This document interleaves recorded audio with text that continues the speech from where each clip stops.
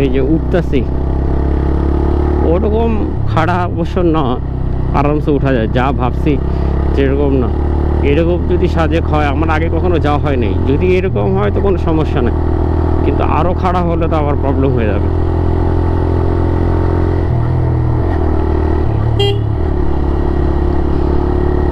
দীঘিনালা আর বললো আপনার 13 কিলো। দীঘিনালা গিয়ে রেস্ট নিব, যদি নাস্তা থাকে ওখানে নাস্তা করে নেব। এই যে বাঘ, গাড়ির আপনার বৃষ্টির কাদার পানিতে মনে হয় জাম হয়ে গেছে এমন অবস্থা।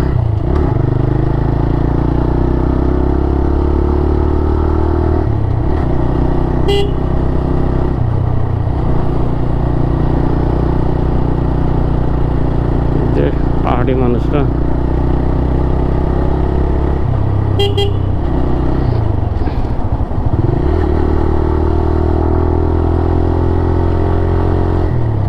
ক্যামেরাতে বোঝা যাচ্ছে কিনা বলতে পারি না, কিন্তু এই রাস্তাগুলো অনেক খারাপ আছে, কিছু কিছু রাস্তা মারাত্মক খারাপ, যেটা আপনি যদি ক্লাস ধরেন তাহলে সমস্যা হবে। এক্সেলেটার ধরে রাখতে হবে, সব এক্সেলেটার আর ব্রেকের খেলা, এখানে ক্লাসের কোনো খেলা নাই।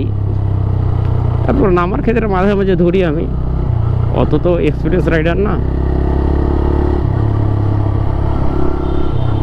বুঝছেন বাঘগুলো, আর এগুলোর তো পাহাড়ি এলাকার তো কোনো টেনশনই নাই, হেলমেট ছাড়া গিয়ার ছাড়া ধাপ আর ধাপ যেখানে পারে ডুবে দেয়।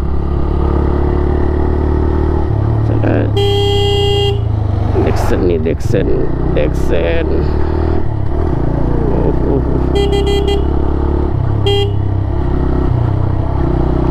দিয়ে দিয়ে যেতে, কারণ কোন সময় কী হয় বলা যায় না।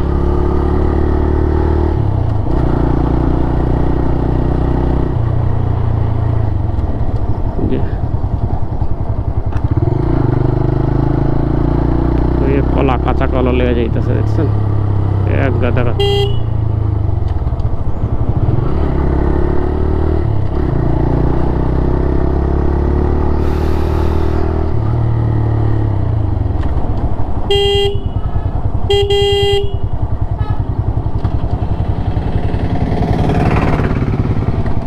কই যাস বাবা, সোজা রাস্তা হয় না, নিচে গেলে তো একবারে নিচে।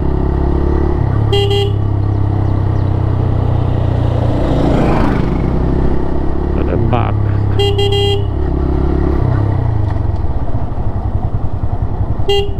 ये ना तो जाम क्या, what happened?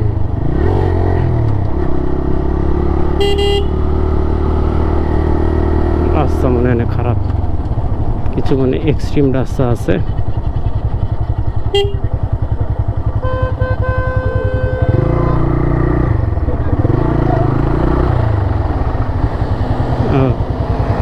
রাস্তা এক্সট্রিম না,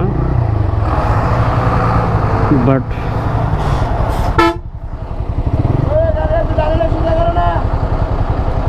গাড়িটা সোজা করলে বের হয়ে যায়। হ্যাঁ গেছে গেছে, মাচায় দিয়ে কি বানা রাখছে রে ভাই, আমি তো হচ্ছে ভাঙ্গা ভঙ্গ হইব। তারপরে পাহাড়ের রাস্তা যথেষ্ট ভালো। ওই একটা গেছে, আঙ্গুর চাক্কা ভিতরে ঢুকলে তো শেষ। গাড়ি নাম্বার আছে, দেখছেন কীভাবে চান্দের গাড়িতে সব যাইতেছে উঠতে হবে। আমাদের ঢাকা শহরের লোকাল বাস, ওরে ঠিক আছে, আবার একটু পরে আসি।